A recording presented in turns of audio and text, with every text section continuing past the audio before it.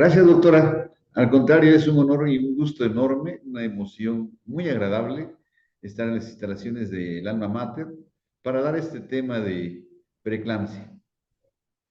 Vamos a hacer una plática amable, agradable, sin tanta rigidez, para que podamos tener ese vínculo de comunicación que nos permita intercambiar experiencias, experiencias de ustedes que están iniciando, algunos que ya tienen campo de experiencia en la práctica médica, bueno, compartir sus comentarios, sus experiencias, y un servidor que es un admirador de esta patología, que es sin duda alguna apasionante, con una diversidad en cuanto a su presentación, con una fisiopatología muy extensa, con un daño increíble a órganos blancos y que desafortunadamente, de no ser diagnosticada a tiempo, vigilada con oportunidad, tratada adecuadamente como marca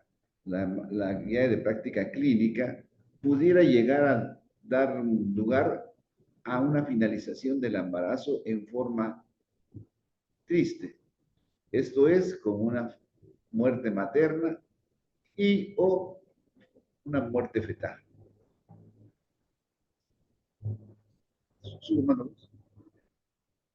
Los trastornos hipertensivos se han convertido en un problema de alta atención en salud pública por su alto índice de morbilidad y mortalidad materna, donde la mayor afectación está dada por la presencia de preeclampsia y su progresión grave, la eclampsia.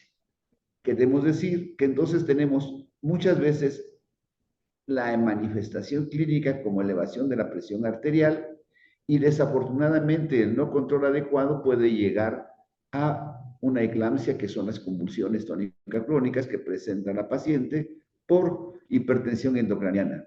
Sin embargo, esto no exenta que sea directamente de presentación brusca con una eclampsia, aunque no es lo común. La preeclampsia se considera una patología de origen desconocido, pero de alta incidencia en el estado de salud materna y neonatal, llegando a ser una de las más prevalentes en el mundo, con alta incidencia en Latinoamérica, asociada no solo a muerte materna o neonatal, sino también a partos pretérmino y afectando al producto como en el retardo en el crecimiento intrauterino. Esta enfermedad, la preeclampsia, es la segunda causa de muerte más frecuente de causa directa obstétrica en el mundo. Se le atribuyen 76,000 muertes maternas y 500,000 muertes neonatales en el mundo por año. Cada 7 minutos, una mujer pierde la vida debido a complicaciones asociadas a esta enfermedad. Como se dan cuenta, entonces estamos enfrentándonos a una patología de alto riesgo de morbimortalidad. Los mecanismos que preceden a la evolución de esta enfermedad son alteraciones vasculares en el desarrollo de la placenta que conducen a la liberación de mediadores tóxicos que contribuyen a una mala función vascular placentaria y a nivel del organismo de la madre. Se observa un aumento de la resistencia vascular aunado a una sobreestimulación en la agregación plaquetaria y sistemas de coagulación corporales. Presenta una etiología con alta incidencia en alteraciones mediadas por interacciones genéticas, tanto paternas como maternas, con el genotipo fetal que provocan la aparición de hipertensión arterial como respuesta. Aquí quiero hacer un pequeño paréntesis. Qué bueno que actualmente ya se tome en cuenta al factor masculino como un factor de riesgo para favorecer la presencia de preeclampsia en su pareja o en su esposa y desarrollar esta mujer la enfermedad. Antes no se tenía el conocimiento de que fuera el factor masculino un riesgo de inocular esta enfermedad. Ahora ya se sabe que el semen contribuye como un mecanismo inmunológico para favorecer ese desarrollo anómalo a nivel placentario. Por eso se sugiere que tengan contacto por lo menos de 5 años con ese semen para que el organismo receptor de la mujer pueda adaptarse a ese estímulo inmunológico externo proveniente del factor masculino. Con esto podremos disminuir el riesgo de preeclampsia por el factor masculino. Para entrar en la definición, lo daremos como al principio, como es una enfermedad multisistémica, como lo vamos a ver más adelante, multifactorial, progresiva. Ahorita en la mañana llega una paciente con 150, 90 al hospital y en la tarde puede estar convulsionando si no está siendo bien vigilada, bien medicada, o retardamos el manejo adecuado o la interrupción en caso necesario. Por tal motivo, debe ser el foco de atención esta paciente que llega hoy. E impredecible, está caracterizada por la existencia de un daño vascular endotelial que precede al diagnóstico clínico. ¿Qué quiere decir esto? Que la manifestación de la enfermedad después de la semana 20, pero ya está injertada la enfermedad, ya está dado el fenómeno inmunológico, ya está dado el fenómeno vasoconstrictor, el daño endotelial ya se instaló y se está injertando desde la semana 7 a 8 para que ese daño sea progresivo y pueda manifestarse hasta después de la semana 20. Los criterios para clasificar la preeclampsia y diagnosticarla serían una hipertensión por arriba de 140/90 de nueva aparición de las 20 semanas en 2 determinaciones con diferencia de 4 horas. ¿Qué supone esto? Que una vez que nuestra paciente se sabe embarazada, va a acudir con nosotros y nuestro compromiso es tomarle la presión arterial y anotarla en su hoja y vigilar esa preeclampsia, esa presión arterial todas las veces que vaya y si tenemos duda, volver a tomarla para que sea lo más preciso posible. El saber tomar la presión arterial es un arte, tiene que ser una toma de presión arterial precisa. Existen los 4 ruidos de Sokolov y en base a ello establecemos esta presión arterial. Otro criterio diagnóstico sería los 300 miligramos en orina de 24 horas o más. Significa que esta paciente llega con nosotros a la consulta, tanto al consultorio donde otorgamos la consulta externa o a urgencias y estamos obligados a hacerle una tira reactiva para valorar la cantidad de proteinuria y en este caso sería mayor de 300 miligramos o una tira reactiva con 2 cruces. Proteinuria, creatinuria mayor de 0.3 miligramos o como lo dije, una tira reactiva de 2 cruces.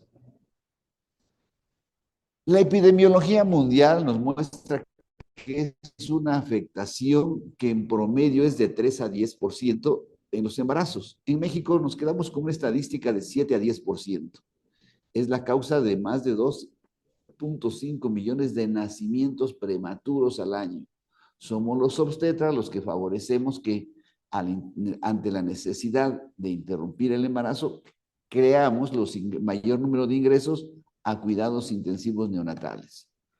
16% de muertes maternas en Países Bajos o de medianos ingresos. Desafortunadamente, nacer en América Latina es un riesgo, nacer en México un riesgo mayor y nacer en estados con pobreza, según un estado tercermundista como sería Chiapas, Guerrero y Oaxaca, predispone a que tengamos el riesgo más incrementado. Recordemos que arrastramos una desnutrición crónica, sobre todo en las poblaciones alejadas de la ciudad, de más de 3 generaciones, y ese es un factor que va a favorecer la aparición de esta enfermedad. La epidemiología mundial dice que la eclampsia y el síndrome de Gel se relaciona con 6 de cada 10 muertes asociadas a preeclampsia. Una complicación bastante frecuente, como lo vamos a ver más adelante, sería la eclampsia y el síndrome de HELP. Y entonces estas pacientes, de no manejarse oportunamente, pueden irse deteriorando progresivamente y llegar a presentar hemólisis, enzimas hepáticas elevadas y la necesidad de llegar a un síndrome de HELP. El riesgo de accidente vascular cerebral es de 20 a 68 por cada 100,000 partos. El riesgo de muerte fetal por esta enfermedad es de 5.2 por 1,000 embarazos, con un riesgo relativo de 1.45. Lo que nos interesa a nosotros, la epidemiología en México, tiene una razón de muerte materna general de 5.2 defunciones por cada 1,000 nacimientos. Como se pueden dar cuenta, es una enfermedad que tiene ese riesgo, desafortunadamente, que por una complicación severa pudiera haber un deterioro multisistémico que pueda llevar al fallecimiento de nuestra paciente. Es la primera causa de ingreso de mujeres embarazadas a las unidades de terapia intensiva. Es un trabajo en equipo, necesitamos estar trabajando en forma coordinada con el servicio de anestesiología, terapia intensiva. Ahora contamos con el apoyo de compañeros de terapia intensiva ginecobstétrica que nos brindan ese conocimiento más especializado para estabilizar a nuestra paciente en terapia intensiva. Y es la segunda causa de mortalidad con un porcentaje de 17.2%, únicamente por debajo de la hemorragia obstétrica, que es la número 1 de las enfermedades. Esta es una epidemiología que quería presentarles a ustedes del 2022, de 839 casos sucedidos en un hospital de tercer nivel. Un hospital de tercer nivel que nos ofrece la llegada, la aceptación de pacientes ya complicados. Y sin embargo, en ellos podemos observar que preeclampsia sin datos de severidad nos ofrece un 60.3% de pacientes. Preeclampsia con datos de severidad, 21.6%. La hipertensión arterial sistémica crónica más preeclampsia agregada, 9.4%. Y la eclampsia, solo el 0.1%. ¿Qué significa esto? Que nosotros tenemos el cuidado de que no vaya evolucionando esta enfermedad para llegar al punto álgido de la eclampsia.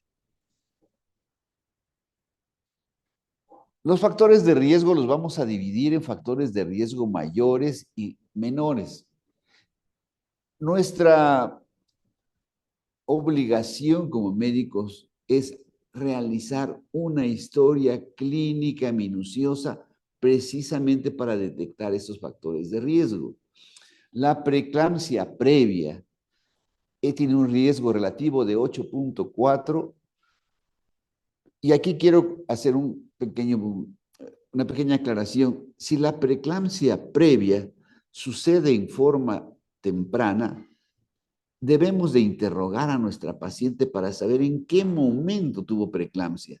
Muchas de nuestras pacientes no toman en cuenta, por lo menos guiarla y decirles, ya estabas a término, ¿cuántas semanas tenías cuando te dio preeclampsia?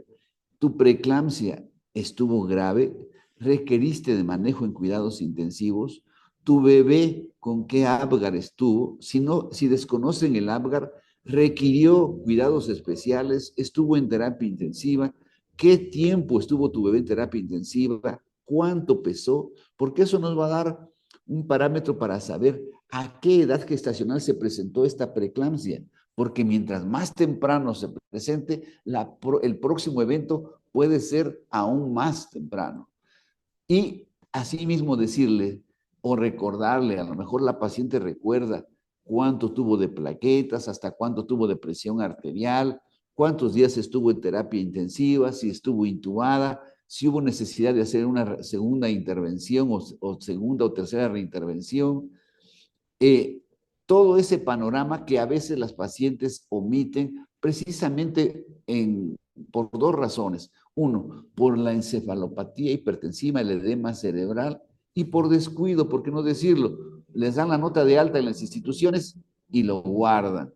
Y nunca llegan con el médico, o pocas veces son las pacientes que son acuciosas en llegar con el médico y decirle, este es mi resumen clínico de alta, doctor, con ese, así estuve de mal o así estuve de bien, mi bebé, esta es la nota de alta de mi bebé, y eso nos va a orientar mucho para tener ya pendiente ese detalle de la preeclampsia previa. Si tiene hipertensión arterial sistémica crónica, el riesgo es de 5.1, diabetes pregestacional 3.7, índice de masa corporal por arriba de 30, tiene un riesgo de 2.8. Aquí tomar en cuenta que si nuestra paciente tiene un embarazo programado, pues favorecer que baje de peso. Si tiene injertado un síndrome de ovario poliquístico o un riesgo de sobrepeso por las dos entidades, debemos de favorecer que llegue a un peso ideal. Si desafortunadamente nuestra paciente cursa con síndrome de antifosfolípidos, el riesgo es de 2.8 y un embarazo múltiple, un riesgo relativo de 1.8. Recordar que la preeclampsia es después de la semana 20. Sin embargo, antes de la semana 20, un embarazo múltiple puede presentar elevación de la presión arterial o una enfermedad trofoblástica gestacional. Hay factores de riesgo menores. ¿Esto qué quiere decir? Que, bueno, tenemos familiares. Si la paciente procede de una mamá que tuvo preeclampsia, interrogarle, ¿usted sabe si su mamá en el embarazo de usted tuvo preeclampsia? El riesgo es de 2.9. Si la hermana tuvo preeclampsia o algo que a veces es necesario recapitular, si es una segunda nupcia, preguntarle si su pareja en su relación anterior, su esposa o su pareja tuvo preeclampsia. Eso también es necesario anotarlo. Antecedente de desprendimiento prematuro presenta normoincerta, tiene un riesgo de 2.0. De óbito, 2.4. Es un diagnóstico muy triste, muy incómodo, muy doloroso, no solo para las pacientes, sino también para nosotros. Bueno, en especial para quienes estamos comprometidos con la salud de la paciente, que haya sido un óbito, descubrir la causa del óbito y tomar en cuenta este detalle que tiene un riesgo de 2.4. La nuliparidad, sobre todo en mujeres añosas, de 2.1 o en mujeres muy jóvenes como adolescentes de 17, 16 años, de 2.1. Si nuestra paciente ya tiene enfermedad renal crónica, el riesgo es de 1.8 y una edad materna avanzada tiene un riesgo mayor de 35 años de 1.2. Pero vean cómo este riesgo se incrementa después de los 40 años. Actualmente nuestras pacientes ya no se embarazan tan tempranamente, prefieren terminar su carrera, realizarse profesionalmente, económicamente y posponen su fertilidad. La clasificación de preeclampsia por tiempo de aparición es pretérmino, esto es antes de la semana 37, de término después de la semana 37 y recordar que puede presentarse hasta los 42 días posparto. Entonces, este es el periodo en el cual se puede presentar nuestra paciente con su preeclampsia. Y subdividimos el inicio temprano y de inicio tardío. De inicio temprano antes de la semana 34 y de inicio tardío después de la semana 34. Esto es muy importante que lo recuerden porque la preeclampsia va a tener peor pronóstico si la paciente desafortunadamente inicia con preeclampsia antes de la semana 34. No así si llega a la semana 36, 37, vamos a tener oportunidad de llegar con un producto viable.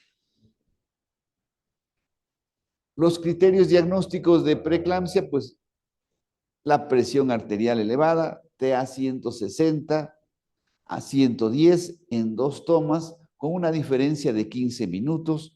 Y algo muy importante, con o sin proteinuria. Anteriormente se hablaba de la triada hipertensión, proteinuria y edema. Actualmente, solamente el criterio de elevación de la presión arterial es suficiente para hacer el diagnóstico. Ya no se requiere que la paciente llegue edematizada para que sea un criterio diagnóstico y tampoco se requiere que sea con proteinuria. La paciente puede llegar con datos de severidad, porque así se clasifica también, con datos de severidad y sin datos de severidad. Los datos de que nuestra paciente se está descompensando y está presentando datos de severidad serían dolor epigástrico o en cuadrante superior derecho. Por favor, y vuelvo a repetir, por favor, no confundan si la paciente tiene 140, 90, 150, 100, que es una presión elevada discretamente, y tiene dolor epigástrico, no lo confundan con colecistitis, no lo confundan con gastritis. Será más importante y más seguro para todos valorar que sea una paciente con preeclampsia. Hemos visto en muchos casos, hasta casos anecdóticos, donde el dolor epigástrico se confunde y la razón del dolor epigástrico era la elevación de la presión arterial. Alteraciones visuales, que vea lucecitas, estrellitas, escotomas. Esta paciente está teniendo ya un daño a nivel central y que nos está diciendo que esta paciente puede descompensarse. Cefalea persistente que no cede con analgésicos. ¿Cuántas pacientes lo primero que hacen es así y se quejan de su dolor de cabeza y nosotros le estamos dando algún medicamento analgésico y la presión arterial es de 140-90? A pesar de esa presión arterial de 140-90, con cefalea persistente, que no se de analgésicos, habrá que descartar que esa paciente tiene criterio de severidad. Edema pulmonar es otro factor de criterio de severidad. Y los datos clínicos que apoyan esto sería una trombocitopenia por debajo de 100,000, creatinina mayor de 1.1 o lo doble de basal en ausencia de enfermedad renal, así como también las enzimas hepáticas al doble o límite superior. Este esquema nos muestra aquí a la extrema derecha de ustedes cómo sería una arteria espiral, una arteria espiralada en una embarazada, en una mujer no embarazada. Y en un embarazo normal pueden ustedes observar cómo se ve el vaso dilatado, cómo está bien perfundido ese miometrio, ese endometrio y esa decidua. Eso nos permite estar tranquilos de que esta paciente va a evolucionar adecuadamente. Sin embargo, en la preeclampsia pueden ustedes observar la tortuosidad y la vasoconstricción que existe. Y eso se va a presentar aproximadamente a las semanas 7 u 8. Si aunado a factores genéticos, factores ambientales, factores inmunológicos y factores metabólicos, va a generar una invasión y diferenciación anormal del trofoblasto que se va a traducir con una isquemia e hipoxia placentaria, como podemos observar en la imagen del centro, y esto va a generar un desbalance entre los factores angiogénicos y factores antiangiogénicos. ¿Y cómo se va a manifestar esta disfunción endotelial? Bueno, pues a nivel renal, con una hipertensión, una hipoperfusión renal, una insuficiencia renal aguda, proteinuria y edema. A nivel hepático, la isquemia hepática, la distensión de la cápsula de Gleason y el dolor epigástrico. A nivel de los sistemas de coagulación se va a activar la cascada de coagulación y a nivel del sistema nervioso central, edema cerebral, por eso las escotomas, las amaurosis, la sensación de malestar general y que está prediciendo, pronosticando que si esta paciente continúa con esa disfunción, puede llegar a tener eclampsia. A nivel placentario, el daño al feto es restricción en el crecimiento intrauterino. Esto es lo que normalmente sucede en el endotelio, es un endotelio sano donde los factores receptores solubles se encuentran adheridos al endotelio. Esto en una célula endotelial sana nos permite tener una vasodilatación, tener bien regulados los factores anticoagulantes, hay una regulación de la permeabilidad vascular. Cuando estos receptores solubles están alterados, se van a la parte central del endotelio, a la luz del endotelio, del vaso, y van a provocar una disfunción endotelial. Por consecuencia, hay una vasoconstricción, hay presencia de agentes procoagulantes y aumento de la permeabilidad vascular con fuga al tercer espacio, con la manifestación clínica de edema de nuestra paciente. El tamizaje simplificado para poder hacer el abordaje y el seguimiento de nuestra paciente es muy sencillo cuando estamos en primer nivel, es muy fácil, es hacer que en las características maternas, estudiarlas adecuadamente a través de lo que ya dije, la historia clínica, caracterizar a nuestras pacientes y clasificarlas con factor de alto riesgo o factores de riesgo moderado. Volvemos a repetir los factores de alto riesgo: enfermedad hipertensiva en embarazo anterior, hipertensión crónica, enfermedad renal crónica, diabetes mellitus o una enfermedad autoinmune como es el síndrome antifosfolípido, artritis reumatoide o un problema de púrpura trombocitopénica o trombofilia. Y factores de riesgo moderado: la nuliparidad, la edad mayor de 40 años, el índice de masa corporal mayor de 35, el antecedente familiar de preeclampsia y un intervalo entre embarazo mayor a 10 años. Ya teniendo esta historia clínica completa, ya nosotros podemos hacer que hagamos una clasificación de esta paciente y su seguimiento. El tamizaje externo exige otras medidas. Las características maternas que ya les platiqué, más las medidas biofísicas, la tensión arterial media, el índice de pulsatilidad de la arteria uterina, la presencia de marcadores bioquímicos que nos van a dar una tasa de detección de 90%. Con lo anterior, hasta las características maternas y presión arterial, únicamente en primer nivel estaríamos haciendo un diagnóstico del 65%. Cuando tenemos recursos limitados, como sucede en el primer nivel de atención, en un embarazo de 11 a 13.6 semanas, la historia clínica es indispensable, es la piedra angular, la medición de la presión arterial, eso nos va a dar una tasa de detección de 6.55 con un rango promedio de 15.6 a 76.9. Si tiene un tamizaje positivo, le haremos el índice de pulsatilidad de arteria uterina, las pruebas ¿cómo se llama?, de laboratorio, y se iniciará ya desde entonces la profilaxis.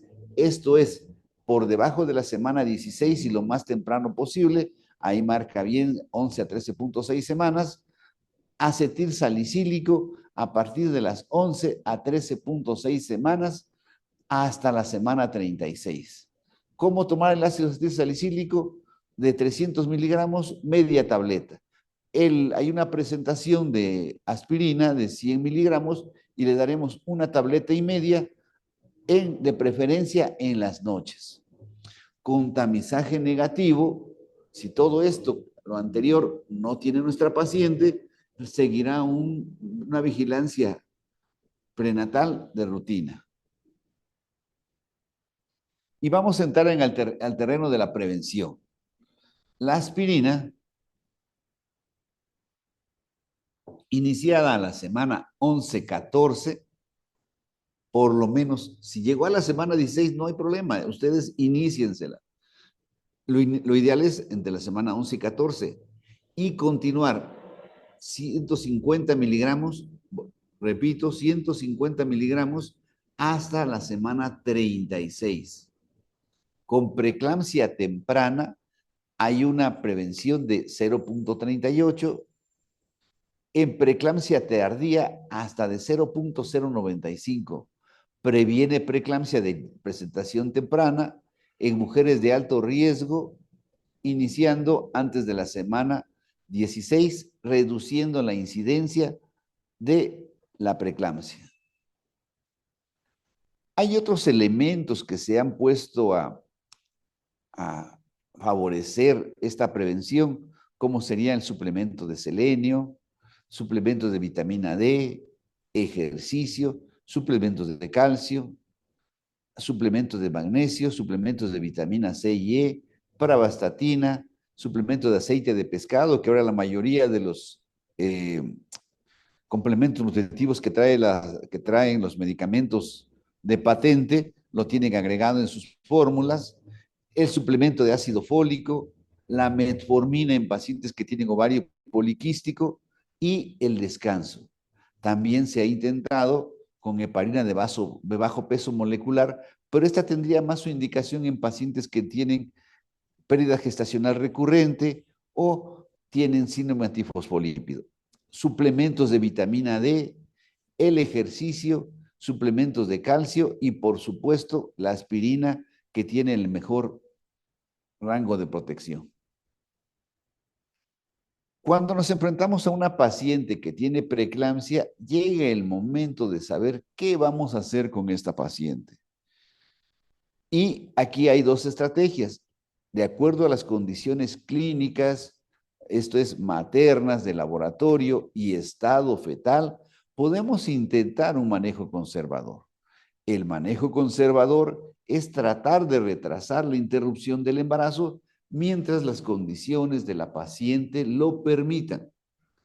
El manejo intervencionista será la interrupción del embarazo una vez que esté estabilizada nuestra paciente. Definición del manejo conservador es toda aquella actividad que sirva para prolongar el embarazo con el fin de incrementar la madurez del feto y disminuir las complicaciones de la prematurez, que es la finalidad que buscamos nosotros. Y tiene el manejo conservador estos tres pilares: el uso de antihipertensivos, la maduración pulmonar y la neuroprotección. El manejo conservador con vigilancia hospitalaria, me permito presentarle estas indicaciones. Preeclampsia temprana menor de 34 semanas, recalcamos.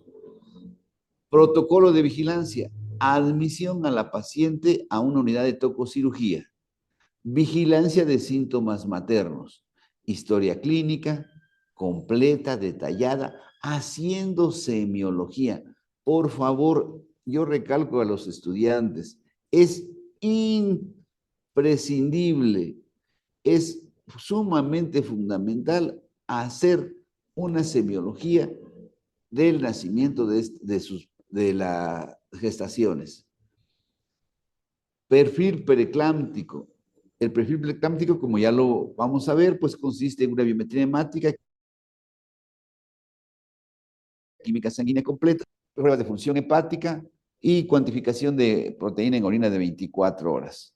La vigilancia obstétrica a través de frecuencia cardíaca fetal y actividad uterina. Muchas unidades ya cuentan con un tococardiógrafo y un monitor y estamos vigilando la presión arterial y estamos escuchando el monitor de nuestra paciente, así como la presencia de actividad uterina. Ultrasonido obstétrico, donde tendremos más énfasis en el crecimiento fetal. Vigilar que este producto no esté ya afectado con un retraso en el crecimiento intrauterino y valorar la cantidad de líquido amniótico. Si esto ya empieza a alterar, tomar las medidas necesarias. Considerar, si fuera ya necesario, usar el sulfato de magnesio e iniciar medicamentos antihipertensivos.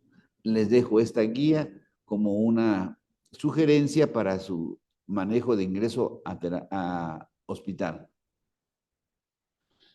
En pacientes que no son candidatas a manejo conservador por sus características clínicas, son aquellas que tienen tensión arterial de 160, 100 y que no responde a medicamentos, como sería también que tuvieran un infarto agudo al miocardio, cefalea persistente refractaria, síndrome de HELP o eclampsia, dolor epigástrico en cuadrante superior derecho persistente. No pierdan tiempo solicitando un ultrasonido para detectar colecistitis crónica litiásica. Si tiene presión arterial elevada y tiene dolor epigástrico, seguramente está distendida la cápsula de Gleason y ese dolor es por daño hepático. Empeoramiento renal con creatinina sérica de mayor de 1.1 o el doble de lo basal, que tenga alteraciones visuales, déficit motor o sensorial. Una frase que yo he escuchado de los pacientes es, me siento mal. Hacerle caso a esa frase, me siento mal, no me siento bien, doctor. Edema pulmonar, accidente cerebrovascular y desprendimiento prematuro de placenta normoinserta. Esto, ¿cómo se diagnostica? Con el dolor brusco, el tono uterino aumentado y un sangrado vaginal que nos está hablando de un desprendimiento prematuro por elevación de la presión arterial. El manejo con datos de severidad lo vamos a subclasificar en 3 grupos. En los de 26, menores de 26 semanas, en los que realmente hay poco que ofrecerle por el grado de inmadurez orgánica que tiene el feto. Entre 26 y 34 es nuestra preocupación, la toma de decisión. Es muy complejo, es difícil en el plano ya real de nuestro ejercicio médico, saber en qué momento estoy haciendo lo correcto, si ya lo voy a sacar o no, si ya tengo que interrumpirlo, porque tiene que estar bien estudiada nuestra paciente, las características de la presión arterial, si está descompensando, el uso de antihipertensivos, el perfil preeclámptico, el ultrasonido y el registro cardiotocográfico, todo eso valorado integralmente, decidirán si continuamos con ese embarazo o lo interrumpimos. Y mayor de 34 semanas, pues tenemos ya la oportunidad de ofrecer a esa mamá, de acuerdo a las condiciones de la unidad de cuidados intensivos neonatales, un bebé con más posibilidades. Estos son los límites de variabilidad que nos ofrece el INPER, pero que están basados en la experiencia de Estados Unidos, donde ellos marcan que en un embarazo menor de 26 semanas y cuando se extrae o se interrumpe, no hay que reanimar, hay que dar medidas de confort y en un momento determinado llegar a descontinuar la reanimación. Si el producto está entre las 25 semanas con un peso de 600 a 700 gramos, se dará un esquema de maduración pulmonar, la neuroprotección con sulfato de magnesio, valorar parto o cesárea según las condiciones materno-fetales. Si tiene baja reserva fetal, a efectuar cesárea. Si tiene mayor de 26 semanas con un peso mayor a 700 gramos, esquema de madurez pulmonar, neuroprotección con sulfato de magnesio y nacimiento por cesárea. La reanimación avanzada cuando tenga 25 o 26 semanas con un límite de 5 a 10 minutos y ojalá si tuviera menos de 100 latidos por minuto se descontinúa la reanimación. Lo ideal es que lleguemos al mayor tiempo posible. Si tiene más de 26 semanas, una reanimación neonatal avanzada con un límite de 10 a 20 minutos. Si tiene adecuada de respuesta de frecuencia cardíaca fetal de 100 latidos por minuto, valorar por parte de neonatología el inicio de surfactante, iniciar soluciones y trasladar a cuidados intensivos neonatales. Por experiencia, son bebés que van a pasar más de 30, 40 días en unidades de cuidados intensivos neonatales con todos los riesgos, enterocolitis, sepsis, con muchas posibilidades de no salir del hospital. Se oye cruel, pero es la realidad. ¿Cuáles serían las contraindicaciones para no seguir con este manejo conservador? Bueno, que tenga pruebas fetales anormales, que tenga óbito o un feto de mal pronóstico, sobre todo si tiene malformaciones congénitas, o un flujo telediastólico reverso con persistente en la arteria umbilical. Esto es lo que se sugiere en el manejo de la preeclampsia, hospitalización hasta la resolución, antihipertensivo que puede ser intravenoso o oral de acuerdo a las condiciones de la paciente, sulfato de magnesio según necesidad, tensión arterial cada hora. Ahora en los hospitales tenemos los monitores y eso es más fácil. La paciente está con el monitor programado para tensión arterial cada hora. Y su perfil biofísico mínimo 2 veces por semana. Registro cardiotocográfico cada 24 a 48 horas. La medición del líquido amniótico 2 veces por semana. El perfil biofísico fetal 2 veces por semana. Las pruebas de función cada 2 a 3 semanas. Y, el peso fetal es de cada 2 a 3 semanas. Y la hemodinamia a través de la arteria uterina y la arteria cerebral cada 1 o 2 semanas. Los fármacos que utilizamos para nuestras pacientes, pues son los que tenemos a la mano. El mejor fármaco antihipertensivo, sobre todo en primer nivel, es el que tenemos a nuestra mano. No podemos estar buscando la betalol y no hay la betalol, pero tenemos alfa-metildopa, pero tenemos nifedipino. Hagamos uso de ellos, porque es nuestro recurso. Entonces, las dosis de alfa-metildopa serían de 250 a 500 miligramos vía oral, máximo 2 gramos al día. No hay una evidencia que apoye dosis de carga. El abetalol, que existe en algunas instituciones, de 100 a 400 miligramos, máximo 1200 miligramos vía oral. Algunos autores sugieren iniciar con 200 miligramos. Nifedipino, que puede ser en forma de rescate de 20 a 60, de 10 miligramos, y después de dosis de 20 a 60 miligramos vía oral, máximo 120 miligramos al día, y se sugiere que sea de liberación prolongada. La clonidina, que también se menciona como un antihipertensivo.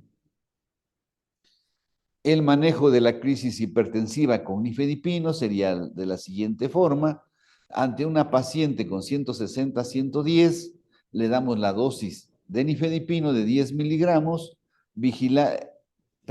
Ante una paciente que tiene 160 a 110, repetimos la presión arterial, la toma de presión arterial a los 15 minutos. Si continúa con 160 a 110, le iniciamos nifedipino 10 miligramos vía oral, la vigilancia cada 15 minutos. Si continúa con 160 a 110, pasaremos a nifedipino 20 miligramos vía oral, le checamos nuevamente la presión arterial a los 20 minutos y si es necesario podemos agregar 20 miligramos vía oral de nifedipino. Si la tensión arterial no remite, no disminuye, de 160 a 110, se sugiere iniciar la betalol 20 miligramos IV 2 minutos. La meta es llegar a tener menos de 150 a 110 por minuto. Perdón, 150 a 110 de milímetros de mercurio. En los hospitales donde no haya la betalol, pues si no estamos logrando controlar esa presión arterial, podemos asociar a alfa-metildopa, pero ya el uso de 2 antihipertensivos nos está diciendo que ese manejo de crisis hipertensiva se va a solucionar interrumpiendo el embarazo. Cuando lo hacemos con el esquema de hidralazina, tenemos una tensión arterial de 160 a 110, volvemos a repetir la presión arterial a los 15 minutos y si continúa con 160 a 110, iniciaremos de 5 a 10 miligramos IV de hidralazina, quizás de los esquemas más conocidos, a pasar en 2 minutos, vigilancia cada 15 minutos. Si continúa con 160 a 110, pasaremos a hidralazina 10 miligramos IV en 2 minutos. checamos nuevamente la presión arterial a los 20 minutos y de ahí pasaremos a la betalol en caso de no controlar la presión arterial. Pero vuelvo a repetir, si nuestra paciente no se está controlando y no contamos con la betalol, sería necesario valorar la vía de resolución. Cuando se comparó el abetalol intravenoso con el nifedipino oral en el control agudo de la hipertensión arterial grave en el embarazo, esto es en un ensayo aleatorio controlado, esto lo manifiesto porque habrá lugares donde en el primer nivel solo contamos con nifedipino y bueno, si nuestra paciente tiene 160, 110 y no tengo la betalol, pues ni modo de no iniciarle la betalol. La canalizaré y iniciaré nifedipino y vigilaré enviarla lo más pronto posible a mi segundo nivel que me corresponde. Ambos medicamentos, la betalol y nifedipino, son efectivos para el control de la tensión arterial. Sin embargo, el nifedipino oral ha mostrado que reduce la tensión arterial más rápido que la betalol, por lo que podría ser una mejor alternativa debido a su fácil administración.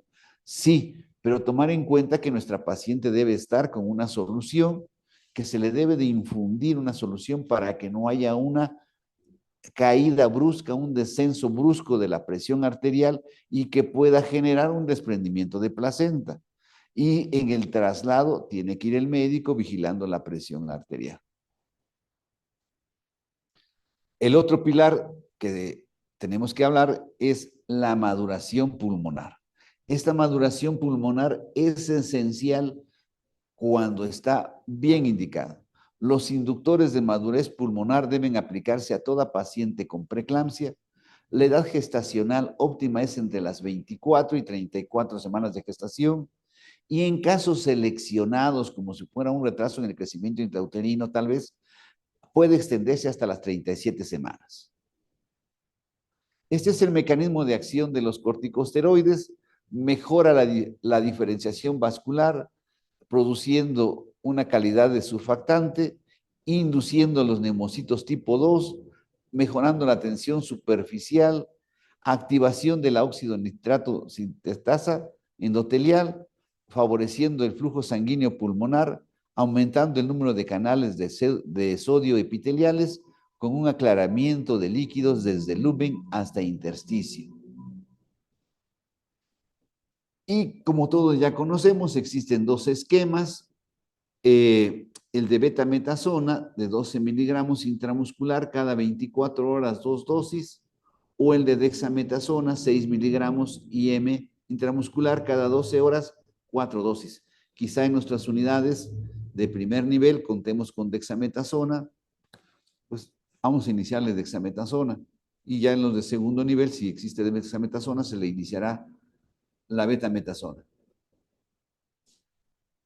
La neuroprotección materno-fetal es la piedra angular para que no llegue a evolucionar nuestra paciente a una eclampsia, es estar bien vigilada la paciente, estar acuciosos, vigilar en la exploración física cuando nuestra paciente llega, vigilar los reflejos osteotendinosos. A veces ni siquiera es necesario tener el martillito de reflejos, basta con darle una ligerita estimulación al reflejo rutuliano y vemos cómo se responde el reflejo rutuliano en forma intensa. La neuroprotección materno-fetal a través del sulfato de magnesio, que es un antagonista de calcio endógeno, que bloquea la entrada de calcio en la unión presináptica, es un antagonista en la membrana posináptica, previene la liberación excesiva de acetilcolina, actúa como anticonvulsivante del sistema nervioso central, inhibiendo los receptores NMDA, ejerce una neuroprotección materno-fetal en la preeclampsia, disminuyendo el vasoespasmo cerebral, la encefalopatía hipertensiva y, por consecuencia, la hiperexcitabilidad neuronal, disminuyendo la isquemia y, por consecuencia, la presentación de las crisis convulsivas o eclampsia. El objetivo es disminuir la presión de perfusión cerebral y mantener el flujo cerebral normal. El mecanismo de acción del sulfato de magnesio se ha observado que tiene un riesgo relativo de disminuir la preeclampsia en 0,4, de muerte o parálisis cerebral 0,8, disfunción motora gruesa a los 2 años en el recién nacido de 0,6, de muerte materna disminuye al 0,6 y riesgo de desprendimiento prematuro de placenta no incierta de 0,6. Este efecto neuroprotector a nivel fetal se demostró desde 1995 por Nelson y Greder, quienes vieron que niños prematuros con peso menor a 1.500 gramos expuestos sin útero al sulfato de magnesio como preventivo de la eclampsia o como tocolítico también, presentaban menores tasas de parálisis cerebral infantil con un riesgo, con una reducción del riesgo promedio mayor del 80%. La evidencia actual, por lo tanto, indica que el sulfato de magnesio como neuroprotector cerebral tendrá efecto benéfico al reducir en un 30-40% el riesgo de parálisis cerebral y disfunción motora gruesa a corto plazo. Contraindicaciones de sulfato de magnesio: hipersensibilidad al sulfato de magnesio, miastenia gravis, enfermedad hepática grave, malformaciones fetales, anomalías genéticas que tengan baja probabilidad de beneficiarse, y se deben ajustar las dosis en caso de insuficiencia renal crónica. El régimen de administración, que es el esquema de Sussman, el dosis de carga de 4 gramos IV, esto es 4 ampolletas de 5 mililitros en 100 centímetros cúbicos de glucosa al 5% a pasar en 20 minutos. La dosis de mantenimiento es de 10 ámpulas en 500 mililitros de glucosa al 5% a 40 mililitros en bomba de infusión. Yo les sugería a mis internos que este esquema lo tuviéramos siempre cerca para que no hubiera duda en cuanto a la indicación precisa y la forma de administración del sulfato de magnesio. En caso de parto programado por retraso en el crecimiento intrauterino o preeclampsia, la infusión de sulfato de magnesio debe realizarse al menos 4 horas antes de la resolución. Nosotros debemos de estar previniendo que vamos a traer a este bebé y por consecuencia tener que avisarle al neonatólogo de que no solamente tiene corticoides el bebé, sino también ya tiene sulfato de magnesio como neuroprotector cerebral. Esto es muy importante, trabajar en equipo. Siempre nuestro pediatra, nuestro compañero pediatra debe de saber en qué condiciones está el producto que vamos a extraer para que ellos tengan todo lo necesario y pueda ser lo más eficiente su actividad para cuando reciban a su bebé y de estimulación. Intoxicación por sulfato de magnesio, el rango terapéutico es de 4 a 7 miligramos por decilitro, de 7 a 9 miligramos hay pérdida de reflejos osteotendinosos, de 10 a 12 miligramos por decilitro, dificultad respiratoria, de 25 a 30 miligramos existe paro cardíaco y se puede hacer una corrección de emergencia con gluconato de calcio al 10%, 10 mililitros IV por 3 minutos, más furosemida IV para que lo pueda eliminar más fácilmente. Las complicaciones. Desafortunadamente, la preeclampsia tiene, por su agresión a órganos blancos, como son cerebro, riñón, placenta, corazón, de muchos riesgos de complicaciones. Entre ellas, el síndrome de HELP, 10 a 15%, desprendimiento prematuro de placenta normoinserta, 7 a 10%, coagulación intravascular diseminada, 7 a 11%, edema pulmonar, 3 a 5%, lesión renal, 5 a 9%, muchas de estas pacientes quedan con insuficiencia renal crónica, neumonía aspirativa por la convulsión, 2 a 3%, paro cardiorrespiratorio, 2 a 5%, y una emergencia muy grave es el hematoma hepático y más aún si se complica con ruptura hepática. Generalmente es mortal. Las complicaciones neonatales, hay un riesgo de un 5 a 11% de muerte perinatal y de parto prematuro hasta de un 50%. El pronóstico de recurrencia, 2% de estas pacientes que tuvieron preeclampsia pueden volver a cursar con preeclampsia, 13.9 si recurre la preeclampsia. En futuros embarazos, el mayor riesgo de complicaciones como desprendimiento de prematuro de placenta normoinserta, parto pretérmino, retraso en el crecimiento intrauterino y mortalidad perinatal. A veces, cuando damos la consulta y hacemos la evaluación de riesgo, sobre todo a la semana 11-13, establecer este pronóstico a la mamá puede ser difícil, pero hay que ser claros y precisos sobre las características de su caso clínico, individualizarlo y se debe iniciar la aspirina. ¿Qué pasa con esta paciente después del evento de preeclampsia? Hasta el 78% pueden quedar con hipertensión crónica. Recientemente tuvimos en medio particular una mujercita con 19 años y se quedó hipertensa crónica. Un cuarto de las pacientes tiene lesiones crónicas de sustancia blanda y mayor riesgo de enfermedad cardiovascular. Conclusiones de este tema, del tema de preeclampsia, serían los siguientes. Es una de las principales complicaciones del embarazo y en México es la segunda causa de muerte materna. La detección oportuna y la prevención temprana son medidas que deben implementarse universalmente. Ser acuciosos con la llegada de nuestra paciente, porque se acerca la hora de salida, porque ya es la última paciente. No, no, no. Esta paciente puede ser la que nos dé mayor riesgo de complicaciones. Dedíquenle más tiempo a su quehacer. Se debe individualizar cada caso y manejarlo de forma multidisciplinaria, lo dije ya ahorita, es con terapia intensiva, con anestesiología, con laboratorio, y en fin, tiene que ser un manejo multidisciplinario y sobre todo no sería, más bien dicho, sería una excelente idea que este caso clínico se discutiera entre los compañeros para poder tomar la mejor decisión respecto a este caso clínico.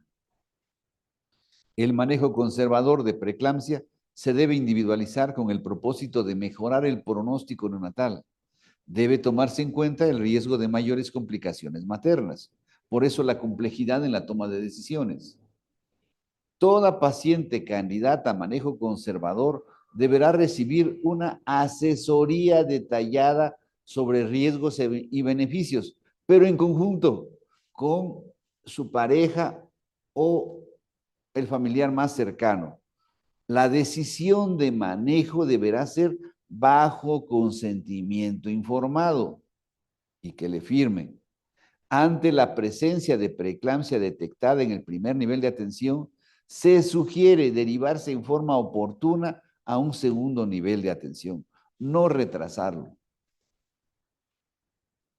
Esto ya es una conclusión que yo les sugiero, que nuestro compromiso como médicos, en especial como obstetras, es que toda paciente embarazada debemos descartarle preeclampsia. Toda paciente que llegue con nosotros a nuestro consultorio, mi compromiso, mi obligación es que no vaya a desarrollar preeclampsia. Muchas gracias por su atención. Realmente ha sido muy agradable para mí estar nuevamente en la Facultad de Medicina. Estoy agradecido por su presencia, por su atención y ojalá sea de utilidad, sobre todo en la práctica clínica. Acérquense con nosotros, estas son nuestras redes sociales y no duden en acercarse a algún compañero que usted le tenga en confianza en un hospital. ¿Qué hago? ¿Cómo le envío? ¿En qué momento le envío?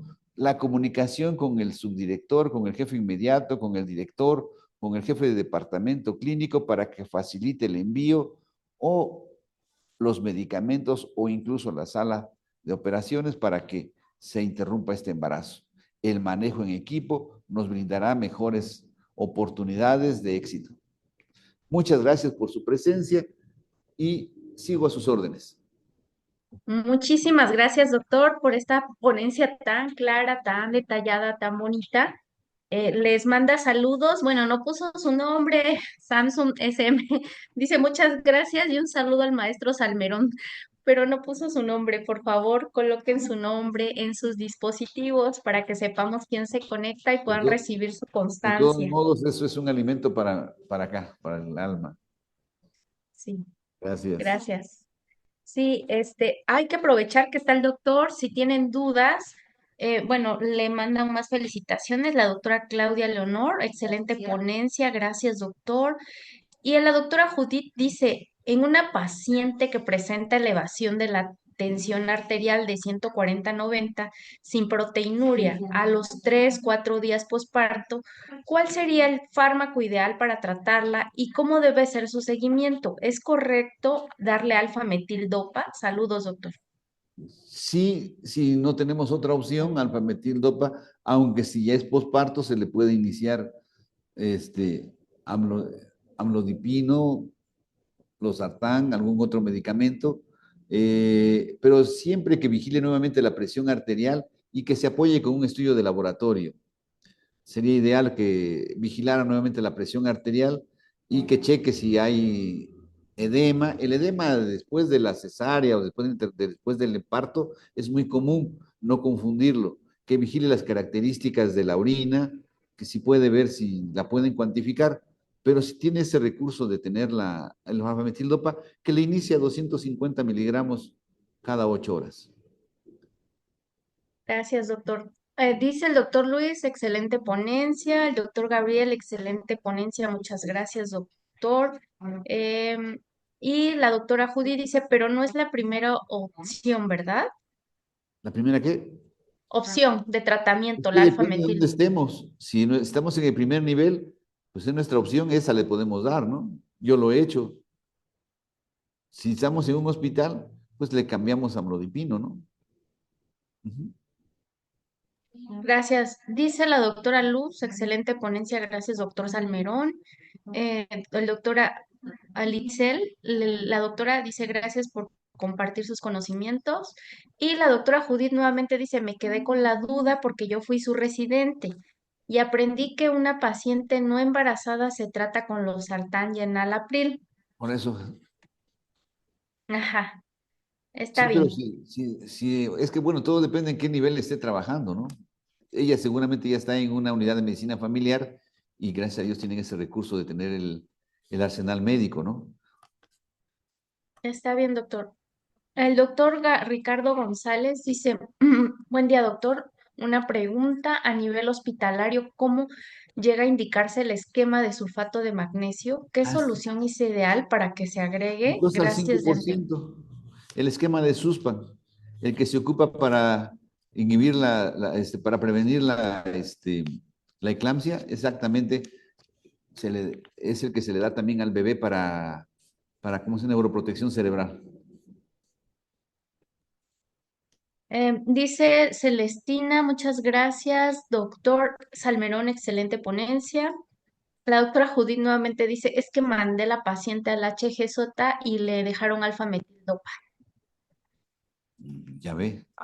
Entonces, no sé, si, es que en este mundo de las opiniones médicas es tan complejo y tan válido que si alguien tiene experiencia con alfametil-dopa y dice que eso le va a funcionar, pues que la vigile y en caso de que haya una descompensación, pues que le agregue el losartán. Gracias, doctor. Dice el doctor Luis Antonio, muchas gracias, doctor Salmerón. Un saludo, maestro, Ah, el qué doctor caray. Luis Antonio. El doctor Javier Chacón, buen día. Paciente en puerperio con cifras de 140/90, se considera preeclampsia sin antecedentes de hipertensión previa. ¿Y en qué momento utilizar sulfato de magnesio?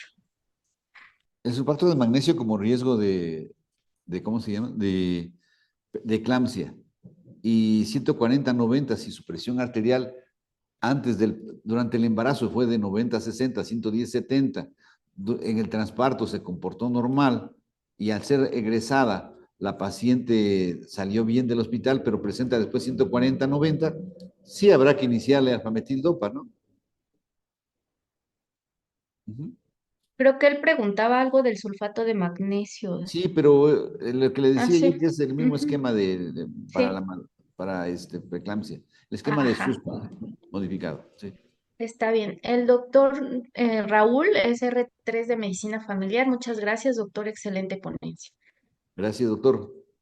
Anaís Martínez, en primer nivel de atención, en sí no cuento con ningún medicamento antihipertensivo. ¿Cómo puedo actuar ante esa situación? Porque en mi unidad solo tenemos captopril. Ah, caray.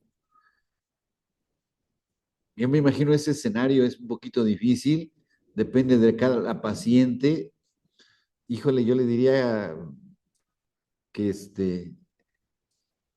ay, pues voy a decir algo que me parece un poquito absurdo, pero hasta el término suena un poquito incómodo, que chiquitiera la dosis de captopril, abrir la capsulita y dársela en gotitas, pero ya previamente canalizada y derivarla prontamente a un hospital. Ir vigilando la presión arterial a los 10 minutos, cada 20 minutos, hasta que llegue. Digo, si es lo único que tiene, desafortunadamente, que justifique, eso sí, que justifique su expediente para protección de ella y de que le hagan llegar sus medicamentos, ¿no? Oportunamente. Gracias, doctor. Es un escenario clínico difícil. Quizás ahí donde el compromiso como de parte mía trata de ser un poquito más de compañero, ¿no? Si en un momento determinado tienes una dada consulta, apóyate con alguien más que esté en hospital o con un servidor, ¿no? ¿Qué puedo hacer? ¿Qué hago? Como me dice una compañera pasante hace poco, lo éxito, dice, llegué con la paciente bien al hospital. Pues el éxito fue tuyo por derivarla oportunamente, le digo, ¿no? Ujú. Gracias, doctor. Bueno, doctor, me parece que ya no hay más preguntas, ya no hay más. Le agradecemos infinitamente su apoyo, esta No, ponencia doctora tan Nancy, al clara. contrario, yo estoy agradecido con usted por darme esta oportunidad. Es para mí una emoción muy hermosa estar aquí en contacto con los compañeros. Gracias Gracias, nuevamente. doctor. A todos, felices fiestas, que Dios los bendiga. Gracias, doctor. Hasta luego.